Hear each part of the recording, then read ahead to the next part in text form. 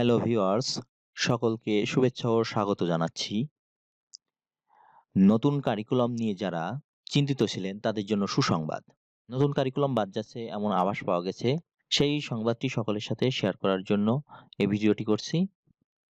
এরকম তথ্যবহুল ভিডিও পাওয়ার জন্য সকলকে অনুরোধ করছি চ্যানেলটি সাবস্ক্রাইব করার জন্য এবং পাশে থাকা বেল আইকনটি প্রেস করার জন্য। তাহলে নতুন আরো ইনফরমেটিভ ভিডিও আপলোড করার সাথে সাথে আপনার কাছে নোটিফিকেশন পৌঁছে যাবে। তো দর্শক চলুন শুরু করা যাক।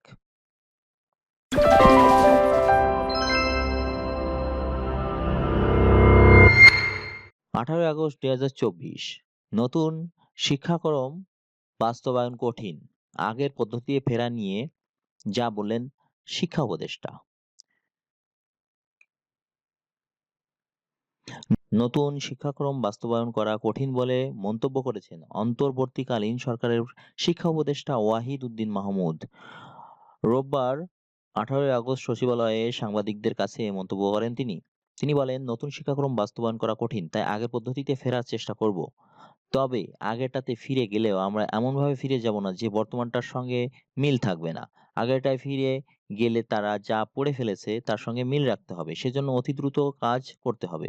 পাবলিক বিশ্ববিদ্যালয় নিয়ে তিনি এ সময় বলেন, অনেকগুলো বিশ্ববিদ্যালয় অভিভাবক শূন্য।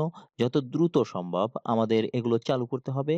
তবে এটা একটা সুযোগও। আমরা চাইব সত্যিকারের শিক্ষানুরাগী এবং প্রশাসনিক ও শিক্ষাগত যোগ্যতা যাদের রয়েছে তাদেরকে নিয়ে আসার। এই উপদেষ্টা বলেন, এখানেই এতদিন ধরে আমাদের বড় ধরনের অবমূল্যায়ন হয়েছে। অনেকগুলো বিশ্ববিদ্যালয়ে পদগুলো শূন্য। এটা পূরণ করা খুবই চ্যালেঞ্জিং। তবে আমরা চাইবো বড় বিশ্ববিদ্যালয়গুলোতে অতি দ্রুত পূরণ করতে। তো সংবাদটি এই ছিল। আসলে সংবাদটির মর্মার্থ হচ্ছে এই যে নতুন শিক্ষাক্রম যেহেতু বাস্তবায়ন করা কঠিন বলে শিক্ষা উপদেষ্টা মন্তব্য করেছেন, তার মানে তিনি পুরনো কারিকুলামে ফিরে যাচ্ছেন, অর্থাৎ পরীক্ষা পদ্ধতি কিন্তু চলে আসছে।